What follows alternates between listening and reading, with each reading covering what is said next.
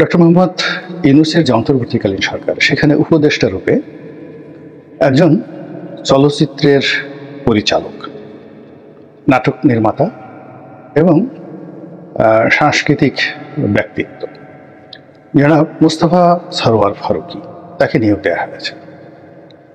আর আরেকজন ব্যবসায়ীকে নিয়োগ দেওয়া হয়েছে, বাংলাদেশের শীর্ষ ব্যবসায়ী শেখ বশির উদ্দিন, আকিজ গ্রুপের অন্যতম কর্ণধার এবং বাংলাদেশের শিল্প বাণিজ্যের যে উজ্জ্বল নক্ষত্র মরহুম আকিজ উদ্দিন, আকিজ বিড়ির ব্যবসা দিয়ে যার শুরু।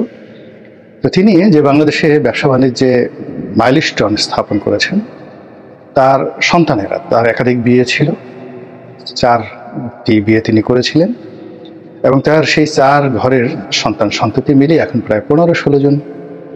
এবং অবাক করার ব্যাপার হলো যে এই 15-16 জন ছেলে মেয়েরাই ব্যবসা বাণিজ্য করছেন এবং তারা সবাই ভালো ব্যবসা করছেন, স্ব ক্ষেত্রে সফলতার একেবারে স্বর্ণশিখর। এখন আকিজ গ্রুপ বাংলাদেশে একটা সবচেয়ে বড় ব্র্যান্ড এবং তাদের পরিবারের সকল প্রতিষ্ঠানে যত লোক চাকরি করে, এটি আর অন্য কোনো প্রতিষ্ঠানে চাকরি করে না। তো এই আকিজ সাহেবের ছেলে মেয়েদের যে শিল্প প্রতিষ্ঠানগুলো রয়েছে, এগুলো এই যে যেমন আদ্দিন হাসপাতাল, এ কত বড় আপনি না গেলে বুঝতে পারবেন না, বিশাল আদ্দিন হাসপাতাল, তার বড় সন্তান। কিংবা তাদের চামড়া ব্যবসা রয়েছে, বিশাল চামড়া ফ্যাক্টরি, এখানে তার আর এক ছেলে মমিন উদ্দিন, সেটা এশিয়ার সবচেয়ে বড় চামড়া ফ্যাক্টরি, যেটা 10 লক্ষ মিটার চামড়া তারা প্রসেস করে, যেটি এশিয়াতে অন্য কোনো চামড়া ফ্যাক্টরি নেই, যশোরে নোয়াপাড়াতে। তাদের জুট ব্যবসা, পার্টিকেল ব্যবসা থেকে শুরু করে সব ব্যবসা আছে এবং তারা এখন ভাইরা আলাদা হয়ে গেছেন। এবং আলাদা হওয়ার আগে তাদের সবচেয়ে বড় 2 ভাই, মানে তার এক মায়ের 2টো সন্তান, এগুলো আকিজের একজন স্ত্রী, তার সন্তানদের মধ্যে একজনের নাম নাসির, এই যে যাকে বলা হয়, যিনি নাসির টোবাকো দেখেন, আর এক ছেলের নাম বশির। আবার এই দুজনও আলাদা হয়ে গেছেন ওদের সম্প্রতি। তো সকল আলাদা হয়ে যাওয়ার পরে আকিজ গ্রুপের সন্তানদের মধ্যে, আকিজ সাহেবের সন্তানদের মধ্যে সবচেয়ে সফল যিনি, তিনি হলেন শেখ বশির উদ্দিন। তো তিনি শুধু ব্যবসা বাণিজ্যে সফল নন, তার নৈতিক চরিত্র, ধর্মপরায়ণতা, ব্যক্তিগত আচার আচরণ, মানবিক মূল্যবোধ, এগুলো অন্যান্য ব্যবসায়ীদের মতো নয়। এমনকি ব্যবসায়ীরা হলে একটু নেশা করা, একটু মদ খাওয়া, 2-4 জন এক্সট্রা ম্যারিটাল যে রিলেশন করার জন্য তাদের ওরকম বেড পার্টনার থাকা, এগুলো ধনী ব্যবসায়ীদের জন্য ডাল ভাত বাংলাদেশের। এগুলো তারা প্রকাশ্যই করে এবং ঘরের লোকজনও জানে। তো শেখ বশির উদ্দিন সম্পর্কে এই ধরনের কোনো অভিযোগ কেউ বলতে পারবে না। তো সেই মানুষটিকে এখানে নিয়োগ দেওয়ার পরে এই বশির উদ্দিন এবং মুস্তাফা সরোয়ার ফারুকী, এই দুজনকে নিয়ে তুমুল বিতর্ক চলছে। বিশেষ করে এক শ্রেণীর যারা তরুণ রয়েছেন, তরুণী রয়েছেন, যারা এই আন্দোলনের সক্রিয় অংশগ্রহণ করেছেন তারা, এবং আমাদের মতো যারা ইউটিউবার আছেন দেশের বাইরে, সামাজিক মাধ্যমে যারা খুবই ইনফ্লুয়েন্সিয়াল, তারা রীতিমতো বিক্ষোভে ফেটে পড়েছেন এবং যে কোনো মূল্যে এই দুজনকে উপদেষ্টা পরিষদ থেকে তাদেরকে অব্যাহতি দান, বহিষ্কার, নিষ্ক্রিয়, এটাকে তারা একটা জিহাদ হিসেবে নিয়েছেন। এবং চুপ্পু সাহেবকে পদত্যাগ করানোর জন্য তাদের যেভাবে এটা প্ল্যান এ ছিল, এবং ওটা তারা পারেননি। এখন চুপ্পু সাহেব শুধু মানে যাকে বলে আগের চেয়ে যে কোনো সময়ের চেয়ে 100 গুণ শক্তিমত্তা নিয়ে তিনি এখন বঙ্গভবনে আছেন এবং আগামীর যে ক্ষমতার পট পরিবর্তন থেকে শুরু করে আরও অনেক কিছুতে জনাব শাহাবুদ্দিন চুপ্পু, মহামান্য রাষ্ট্রপতি, তিনি গুরুত্বপূর্ণ নিয়ামক হয়ে উঠবেন, এতে কোনো সন্দেহ নেই। তো সেই জায়গাটাতে যখন যারা আঘাত করেছিল, তো আঘাত করার আগে তাদের প্ল্যান ছিল না, তারপরে যে সময় আঘাত করা দরকার ছিল সেই সময়টা তারা নির্ধারণ করতে পারেননি এবং এটার জন্য তাদের প্রচুর গ্রাউন্ড ওয়ার্ক ছিল না, ফলে তারা ব্যর্থ হয়েছে, যা কিনা ইউনূস সরকারের জন্য একটা দায় হয়ে পড়েছে, তাদের জন্য দায় হয়ে পড়েছে। এবং যে কোনো মূল্যে আওয়ামী লীগের জন্য, বিএনপির জন্য এই শাহাবুদ্দিন চুপ্পু আগামীতে একটা গুরুত্বপূর্ণ সাহায্যকারী এলিমেন্ট হয়ে পড়বেন। একইভাবে এই যে দুজন ব্যক্তি এখন যাদের বিরুদ্ধে তারা নেমেছেন, তো তাদের শিকড় কত গভীরে এবং তাদের মেধা এবং যোগ্যতা এত গভীরে, যারা তাদের বিরোধিতা করছে তারা তাদেরকে ওজনই করতে পারছেন না। যেমন মোস্তফা সরোয়ার ফারুকীকে টিটকারি করা হচ্ছে, তিনি মাত্র এসএসসি পাস, ম্যাট্রিক পাস। তো এরকম একজন মানুষকে ডক্টর মোহাম্মদ ইউনূসের মতো একজন প্রাজ্ঞ মানুষ উপদেষ্টা পদে বসালেন, এটা ভালো দিক নয়। তার বিরোধিতাকারীরা, মানে যারা তার পদত্যাগকে চাচ্ছে, তারা এই কথা বলার চেষ্টা করছেন। দ্বিতীয়ত হলো যে তিনি নাটক সিনেমাতে যে বিষয়গুলোকে উপজীব্য করেছেন, সেটা হলো যেটাকে বলা হয় শান্তিপুরী বাংলা, পশ্চিমবঙ্গের যেটা প্রমিত বাংলা, সেই বাংলার অ্যাগেনস্টে কিছু গালাগাল, কিছু স্বাভাবিক কথাবার্তা, তারপরে কিছু যাকে বলা হয় শব্দ বিভ্রাট, তিনি তার নাটক সিনেমার মাধ্যমে এমনভাবে ছড়িয়ে দিয়েছেন, এখন সেই ভাষায় আমাদের তরুণ সম্প্রদায় বা তরুণী সম্প্রদায় কথা বলছে। এটাকে আমাদের নেটিজন বা আমাদের ভদ্রজন এটাকে মনে করছেন যে বাংলা ভাষা, শিল্প, সাহিত্য, সংস্কৃতি এবং আমাদের যে মুসলিম সংস্কৃতির জন্য এটি ভালো নয়, এটা বিতর্ক।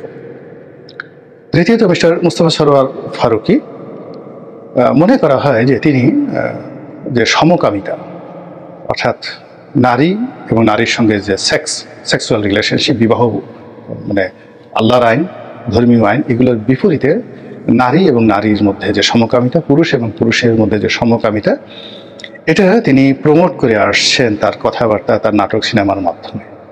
এই একটা অভিযোগ তার বিরুদ্ধে, যেটা একবারে অ্যাবসলিউটলি ধর্মবিরুদ্ধ, সব ধর্মের বিরুদ্ধ। এবং এই ধরনের কর্মকাণ্ড দুনিয়ার বিচারের পর্যায়ে না, এটা একেবারে খোদাই গজবের পর্যায়ে। হযরত লূত আলাইহিস সালামের আমলে যখন এরকম সমকামিতায় আক্রান্ত হয়ে পড়েছিল পুরো সমাজ, তখন আল্লাহ রাব্বুল আলামিন পুরো জমিনটাকে উল্টে দিয়েছিলেন। আল্লাহর ক্রোধ এখানে এত বেশি, এটা যারা ধর্মপরায়ণ তারা এই কারণে এই সমকামিতা যারা প্রমোট করেন তাদেরকে মনে করেন যে এটা খোদার শত্রু, আল্লাহর শত্রু, এবং আল্লাহর শত্রুর শত্রুতা করলে জান্নাতে যাওয়া যাবে। থার্ড যে সমস্যা, সেটা হলো বিবাহ বহির্ভূত সম্পর্ক, পরকীয়া। পরকীয়ার দুই তিনটে ধারা আছে, অর্থাৎ আপনি বিবাহিত, অন্যের বিবাহিত স্ত্রীর সঙ্গে আপনি অবৈধ যৌন সঙ্গম করছেন, এটা এক। আপনি বিবাহিত কিন্তু বিয়ের বাইরে গিয়ে অন্য নারীর সঙ্গে, সেটা অবিবাহিত হোক, নারীর সঙ্গে আপনি যৌন সম্পর্কে আপনি জড়িয়ে পড়ছেন এবং এটা নিয়ে আপনার মধ্যে কোনো রকম অনুশোচনা নেই, আপনি প্রকাশ্যে এই কাজগুলো করে বেড়াচ্ছেন।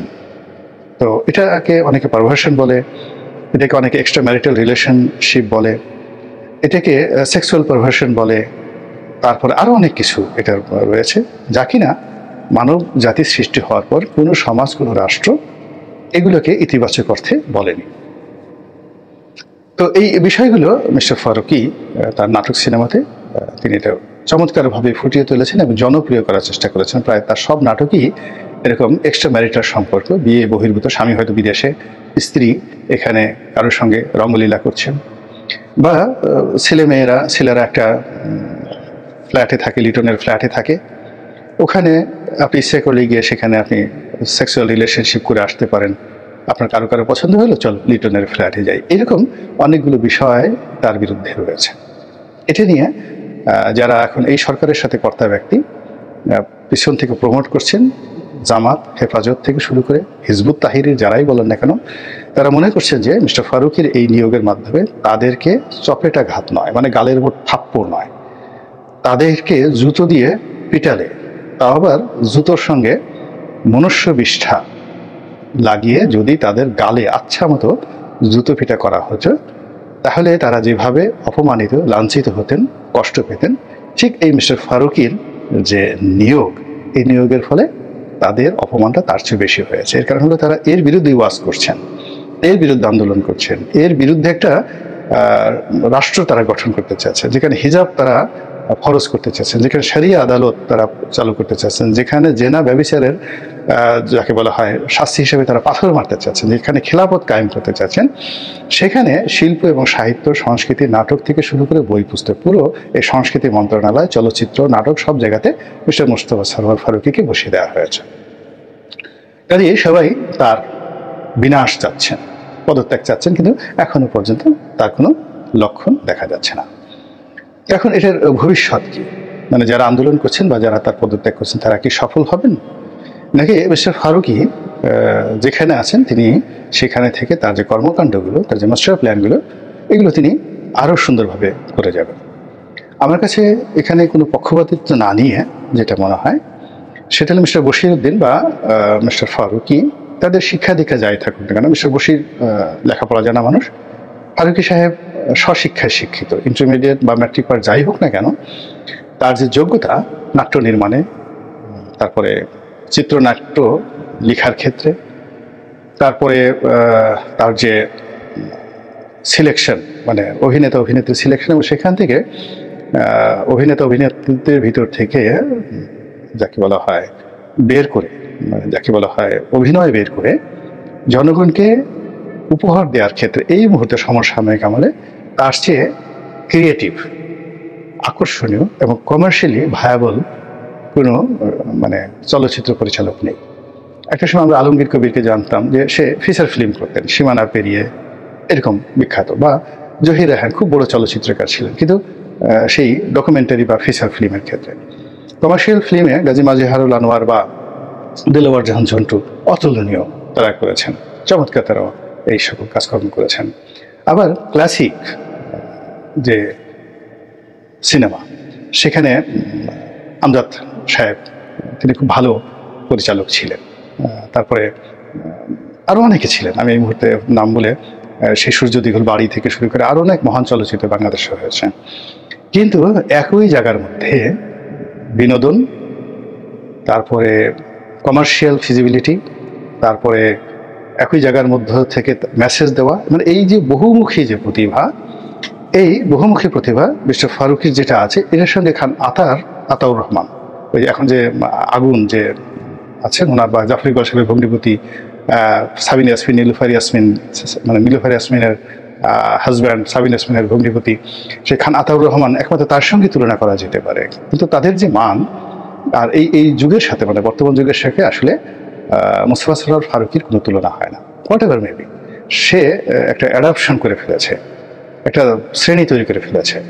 আপনি যাই বলেন না কেন, এই বাংলাদেশে মোস্তফা সরোয়ার ফারুকীকে আপনি হিংসা করবেন, কিন্তু আপনি কি হিরো আলমের মানে তার যে ভক্ত অনুরাগী, তার যে ফলোয়ার, আপনি কল্পনা করতে পারেন যে আমি ঠাট্টা করছি কিন্তু তাকে পছন্দ করছে প্রান্তিক জনগোষ্ঠী, রাস্তার টোকাই থেকে শুরু করে বঞ্চিত শোষিত যে মানুষগুলো, এদের পার্সেন্টেজ কত, সংখ্যা কত? আপনি এই সংখ্যার সঙ্গে এখন যদি উত্তম কুমারকে এনে দেন বাংলাদেশে, উত্তম কুমারকে আমি কয়জন ভালোবাসবো, কিন্তু সাধারণ মানুষ দেখবেন হিরো আলমকে। আপনি সেফায়েতুল্লাহর গালি পছন্দ করেন না, দেখেন না, মানে হি যে স্টার নয়, ইস এ মেগা স্টার। ধরেন পিনাকি, সে বলছে যে আমি যে গালাগালি দিই, পিনাকি, ডক্টর পিনাকি, তো সে বলতেছে যে আমি যে গালাগালি দিই, এই গালাগালির জন্য আমি অনুসরণ করি সেফায়েতুল্লাহ সেফুকে। আর আমি যে বগুড়ার ভাষা বলি, সেই বগুড়ার ভাষা বলতে গিয়ে আমি হিরো আলমকে অনুসরণ করি। আবার ধরুন ওই যে আমেরিকাতে বসে একজন মানুষ আছেন ইলিয়াস হুসাইন, দীর্ঘদিন যাবৎ তিনি একটা ভক্ত শ্রেণী গড়ে তুলেছেন, এবং ইলিয়াসের কোটি কোটি তরুণ তরুণী ভক্ত রয়েছে যারা ইলিয়াসকে নিজেদের বাবা মনে করেন, just like a father.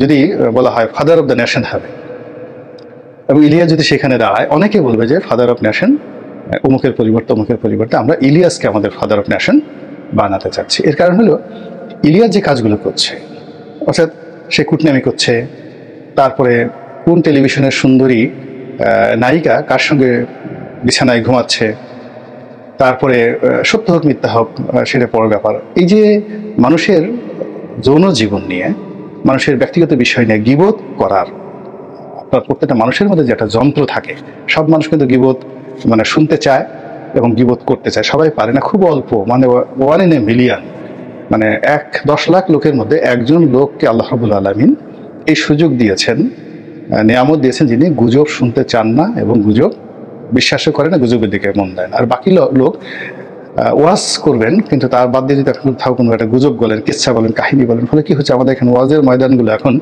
DJ party হয়ে যাচ্ছে, রাজনৈতিক আলোচনার অধিক্ষেত্র হয়ে যাচ্ছে। তো এরকম ইলিয়াস হোসেন যে ভিডিওগুলো করছেন, যে কথাগুলো বলছেন, গালাগাল দিচ্ছেন, মানুষকে যাচ্ছে তাই ভাষায় কথাবার্তা বলছেন, আসিফ নজরুলকে গালাগাল দিচ্ছেন, যাকে ইচ্ছা তাকে বলছেন, এটা বাংলাদেশের একটা বহু মানুষ, কোটি কোটি তরুণ যারা আছেন, তরুণী আছেন, তারা এই জিনিসগুলো পছন্দ করেন, তারা পারেন না, বা তাদের সেই প্ল্যাটফর্ম নেই যেটা ইলিয়াস বলেছেন।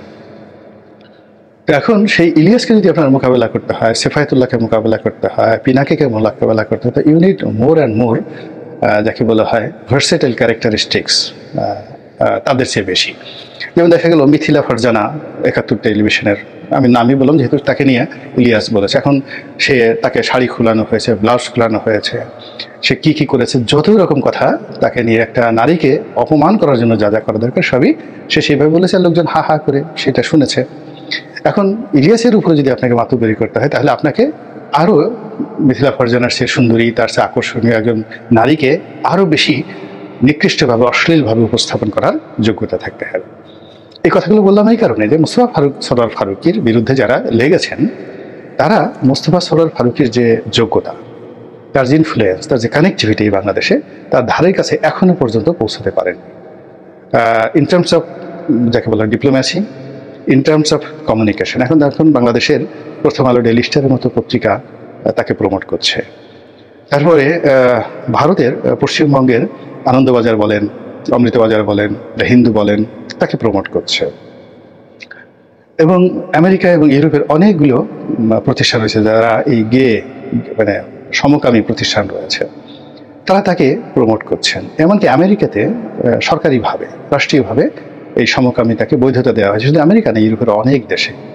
তো সেই যে সংগঠনগুলো সেখানে রয়েছে শক্তিশালী, তারা কিন্তু এই মোস্তফা ফারুকীর পশম যদি কেউ টাচ করার চেষ্টা করে, অমনি সারা পৃথিবীর এই একেবারে ইসরায়েল থেকে শুরু করে ওয়াশিংটন থেকে শুরু করে প্যারিস একদম আগুন ধরে গেছে। তো এই যে মানুষ, ওনার একটা আমাদের বাংলাদেশের সে করেছে কিনা জানি না, একটা পিঁপড়া বিদ্যা একটা সিনেমা আছে। তো সেই পিঁপড়া বিদ্যার মতো যদি আপনার বিদ্যা না থাকে, আপনার কৌশল না থাকে, তাহলে আপনি কোনো অবস্থাতেই এই মিস্টার মোস্তফা সরোয়ার ফারুকী এদের একটা পশম স্পর্শক আপনি করতে পারবেন না, কোনো অবস্থাতেই পারবেন না। তার যদি এমনকি চাকরি চলেও যায় তবু তিনি আরও শক্তিশালী হয়ে পড়বেন। এখন যেখানে আছেন সেখানে চাইতে তাকে যদি এই বিক্ষোভের মুখে তাকে যদি আপনারা পদত্যাগ করাতে পারেন, সে আরও শক্তিশালী হয়ে পড়বে, বিকজ তার এই পিঁপড়া বিদ্যা জানা আছে এবং সে একটা সেক্টরকে টার্গেট করে ফেলেছে এবং সেই সেক্টর শক্তিশালী পরমাণু যাকে বলা হয় শক্তিমত্তা তাদের আছে, তারপরে অর্থ আছে, বিত্ত আছে এবং সারা গ্লোবালি তাদের একটা কানেক্টিভিটি আছে। এবং সেই কানেক্টিভিটি ইকোনমিক্স থেকে শুরু করে ওয়াশিংটন পোস্ট থেকে প্রথম আলো থেকে শুরু করে দ্য গার্ডিয়ান, এমনকি পাকিস্তানের ডন, এই বড় বড় পত্রিকার সঙ্গে তাদের একটা কানেক্টিভিটি রয়েছে। ফলে আপনি এত সহজে তাদেরকে পরাস্ত করবেন, যদি আপনি পরাস্তই করতে পারতেন তাহলে তারা এখানে আসতো না। ফলে যারা এসেছে তারা কোমরে কিন্তু গামছা বেঁধে এসেছে। এবং এই যে প্রথম আলো ডেইলি স্টার সম্পর্কে আমরা অনেক কথা বলি, যেখানে শেখ হাসিনা, মানে বাংলাদেশে আমি শেখ হাসিনা থাকতেই বলেছি যে তাকে তো বলা হতো আয়রন লেডি, আমি বললাম যে না, সে আয়রন লেডি না, সে হলো হীরক মানবী। হীরার চেয়ে পৃথিবীতে কঠিনতম কোনো পদার্থ নেই। তো সেই হীরক মানবী তার সমস্ত শক্তি, রাষ্ট্রীয় শক্তি সে দিয়ে প্রথম আলো এবং ডেইলি স্টারকে বন্ধ করা, বিক্রি করা, এদের সাংবাদিকদেরকে অপদস্থ করা, সব চেষ্টা তারা করেছে, কিন্তু পারেনি। কেন পারেনি? এর কারণ হলো প্রথম আলো তো শেখ হাসিনার মতো গোয়ার্তমি করেনি, ডেইলি স্টার তো শেখ হাসিনার মতো পাগলামো করেনি। তারা কি করেছে? তারা ইন্টেলেকচুয়ালি শেখ হাসিনার বিরুদ্ধে যে খেলা খেলেছে, ওটা মোকাবেলা করার জন্য যে বুদ্ধি থাকা দরকার, যে কলমের শক্তি থাকা দরকার, সেটা যাকে বলা হয় শেখ হাসিনার ক্যাবিনেটে দলে একজনও ছিল না, একটা সিঙ্গেল ওয়ান। তাদের মধ্যে শাহজাহান খান সাহেব ছিলেন, একজন একটা ঘুষি মারতে পারতেন, সালমান আলী রহমান সাহেব ছিলেন, এস আলম সাহেব ছিলেন। তো এগুলো দিয়ে আপনি সেই ব্যাংক দখল করতে পারবেন, বিমা দখল করতে পারবেন, কিন্তু প্রথম আলো আপনি দখল করতে পারবেন না, এবং সেটা পারেনি। তো শেখ হাসিনা যেখানে পারেননি, তো সেখানে এখন যারা এই আন্দোলনের পিছনে শ্রম দিয়েছেন, মেধা দিয়েছেন, দূর থেকে ইনফ্লুয়েন্স করেছেন, তারা এই কাজগুলো পারবেন, মানে প্রথম আলোর লোম স্পর্শ করতে পারবেন, আমার কাছে সেটা মনে হচ্ছে না। আল্লাহ আমাদের